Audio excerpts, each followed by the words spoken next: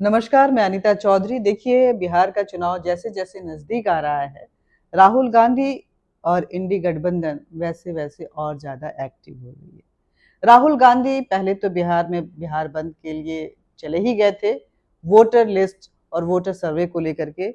एक बार फिर भुवनेश्वर में उन्होंने बीजेपी पे आरोप लगाया है और कहा है कि महाराष्ट्र की तरह बीजेपी बिहार में भी चुनाव चोरी करना चाहती है। हमारे साथ बात करने के लिए केंद्रीय मंत्री और बीजेपी के वरिष्ठ नेता एसपी सिंह बघेल जी हैं। सर, सबसे पहले मैं आपसे नमस्कार। आपका तो स्वागत करूंगी ही, लेकिन ये भी समझना चाहूंगी कि चुनाव चोरी क्या होता है। अभी तक वोट चोरी सुना था, बूथ कैप्चर सुना था, डराना धमकाना सुना था, पोलिंग तक पहुंचने ना देना सुना था। लेकिन महाराष्ट्र में भी गलत शब्द का इस्तेमाल हुआ और वो जनता की बहुत बड़ी बेइज्जती है, जनादेश को चोरी करना। जन जनता का आदेश है, वो डेमोक्रेसी में स्वीकार करना पड़ता। एक नया शब्द लाए हैं, चुनाव चोरी। लेकिन मैं जो समझ पा रहा हूँ कि चुनाव से पूर्व इस प्रकार के बयान देना चुनाव की हार का कन्फेशन होता है। अच्छा, ऐसा आप मान रहे हाँ, हैं। बिल्कुल। जिससे उसके जैसे नहीं, बच्चे कहने लगते हैं जिनको फेल होने की उम्मीद होती है, बुखार आ गया, किताब ये हो गई, सो हो गया, सिलेबस से बाहर आ गया। आपने सिलेबस कहा तो मुझे याद आया कि पॉलिटिकल जो डिक्शनरी है, उसको नए-नए शब्दों के साथ, नई-नई वोकैबुलरी के साथ राहुल गांधी इनरिच कर रहे हैं। उसका फायदा उनको बिहार चुनाव में कितना मिलने वाला है? नहीं मिलने वाला। बिहार की जनता तो अ, सबसे जागरूक है। समग्र क्रांति भी वहीं से हुई है, और आज नहीं, गुप्त काल से लेकर और अब तक बिहार में बिहार जो डिसीजन लेता है वो बड़ा सोच समझ के लेता है, और वहाँ का मतदाता बहुत जागरूक है और डेमोक्रेसी में बहुत विश्वास है उनका। पहली पंचायत भी वैशाली की ही है, और चाणक्य जी की कर्मभूमि है। गुप्त काल जो भारत का स्वर्ण युग था, वो वहाँ से नालंदा का राज्य है वो।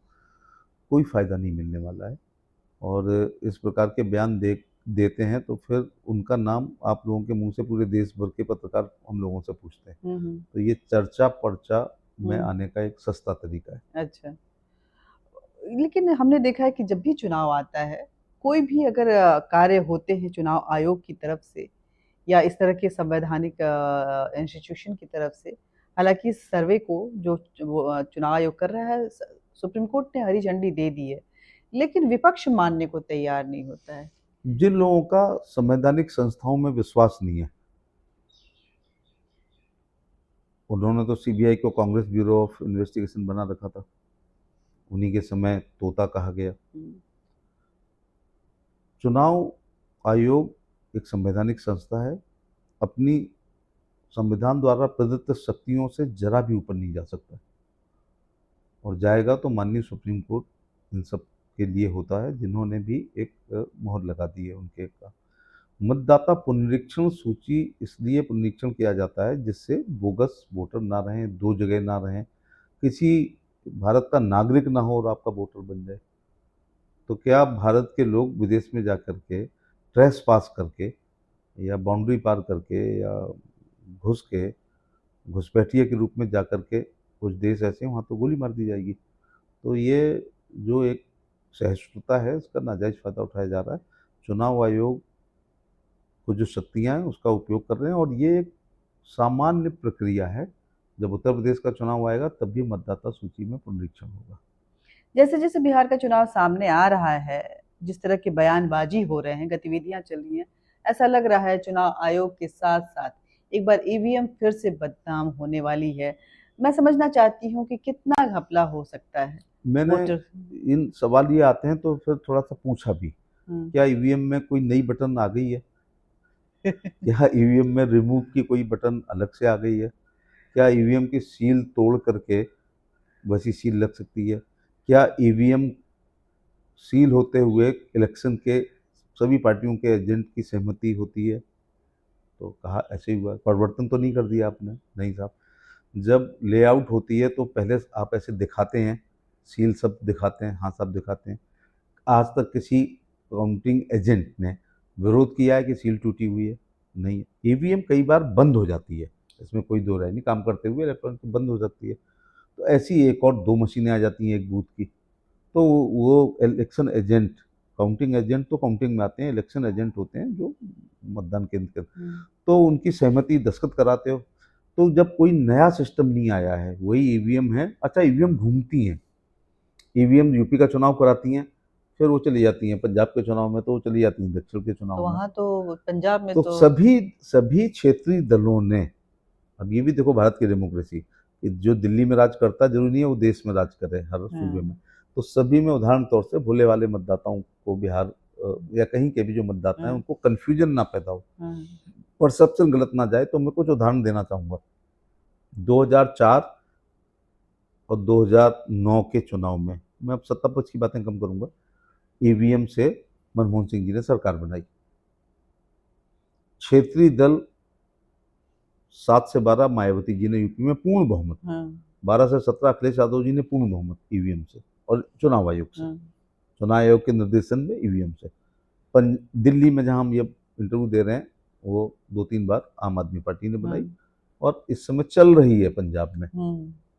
इसके बाद तमिलनाडु में डीएमके ने, और तमिलनाडु में एआईडीएमके ने भी, टीडीपी ने भी और कांग्रेस ने भी आंध्रा में, तेलंगाना में कांग्रेस ने, और उसके पहले एक क्षेत्रीय दल ने, उड़ीसा में नवीन पटनायक साहब इस इलेक्शन तक। अच्छा, क्या मजेदार बात है कि लोकसभा और विधानसभा वहां साथ में होते हैं। अब जनादेश देखो कि एमपीज आ जाते हैं एनडीए के और एमएलए आ जाते थे नवीन पटनायक साहब की बीजू जनता दल के।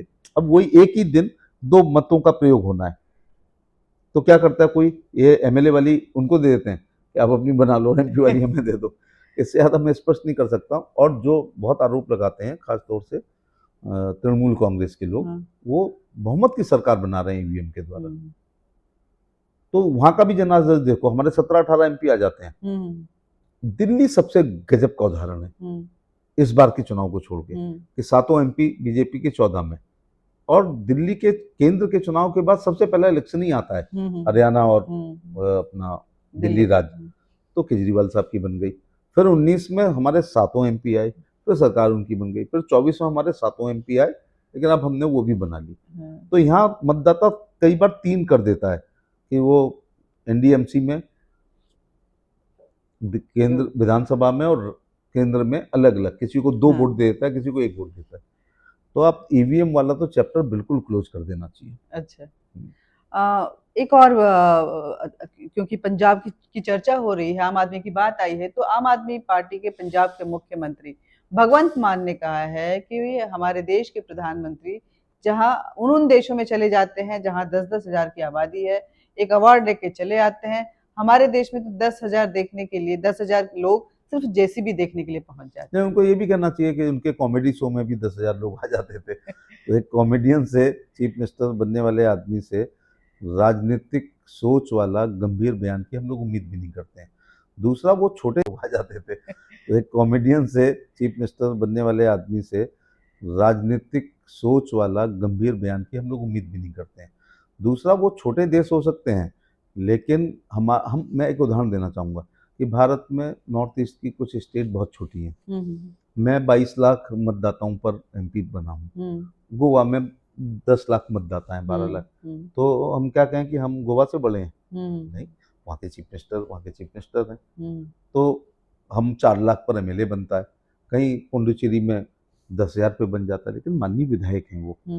तो हम अपने देश में भी जो नॉर्थ ईस्ट स्टेट्स हैं, छोटी स्टेट्स हैं, उनको उतना ही इज्जत देते हैं। तो पद के अनुसार, कद के अनुसार नहीं होना चाहिए, पद का सम्मान होना चाहिए। तो वो छोटे देश हो सकते हैं, लेकिन सार्वभौमिक देश हैं।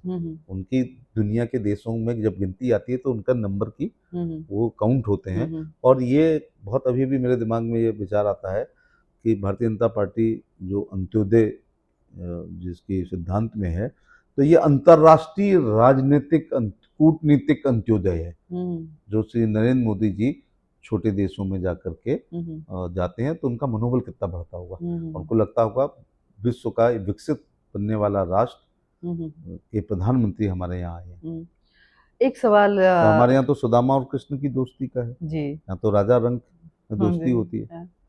कांवड़ियों पे फिर विवाद चल रहा है, कैसे देखते हैं वो जो नाम उजागर कांवड़ करना है? यात्रा द्वापर त्रेता से चल रही है। शिव हैं, काशी हमारी oldest city of the world है। तो कांवड़ यात्रा तो हमारा पुराना है, अब संख्या उसकी बढ़ रही है। उत्तर प्रदेश के मुख्यमंत्री जो प्रिवेंटिव एक्शन ले रहे हैं, वो उसमें कोई दंगा ना हो जाए, कर्फ्यू ना लग जाए, हत्याएं ना हो जाए, उसके लिए preventive is always better than cure. हाँ। दूसरे धर्म के लोगों से भी निवेदन करना चाहूँगा कि यदि मुहर्रम का पाक महीना है तो कोई डीजे बजाए गाने खुशियों की तो अच्छी बात नहीं लगती है। तो हमें एक दूसरे की धार्मिक भावनाएं आहत ना हो, और छद में दुकान का नाम रख के, अपने हाथ में कलावा बांध के, कुछ दिनों के लिए अपना नाम हिंदू उच्चारण करवा करके केवल दुकानदारी के लिए कर रहे हैं, तो क्या होता है, ऐसे में एक धार्मिक भावना को ठेस पहुंचती है और स्वयं को आत्मग्लानि महसूस होती है जब कोई उनका व्रत टूटता है। अंतिम सवाल है, छांगुर बाबा जो जलालुद्दीन है उसके खिलाफ बहुत सारे सबूत आए हैं, उनमें से आया है कि धर्मांतरण के लिए उसको 500 करोड़ की फंडिंग हुई थी। हाँ, जिसमें से 200 करोड़ के पता चल रहे हैं, 300 करोड़ नेपाल के रास्ते से आया है, ऐसी ऐसी सूचनाएं आ रही हैं, उनका हुआ नहीं है। कुछ धर्मों में ये प्रचार किया जाता है कि यदि आप किसी दूसरे धर्म की लड़की से शादी कर लेंगे और उससे ढेर सारे बच्चे पैदा करेंगे तो ये सवाब है। आपने धर्मांतरण करा दिया तो ये कई हज के बराबर है। आपने इस प्रकार से किसी को धर्मांतरण करा दिया तो ये ज़कात से भी ज़्यादा काम है। किसी धर्म के रीत रिवाज, पूजा पद्धति, सिद्धांत से प्रभावित होकर कोई धर्मांतरण करे वो एक अलग बात है, लेकिन गरीब लोगों को टारगेट करके प्रलोभन देकर धर्मांतरण कराना एक गंभीर अपराध है।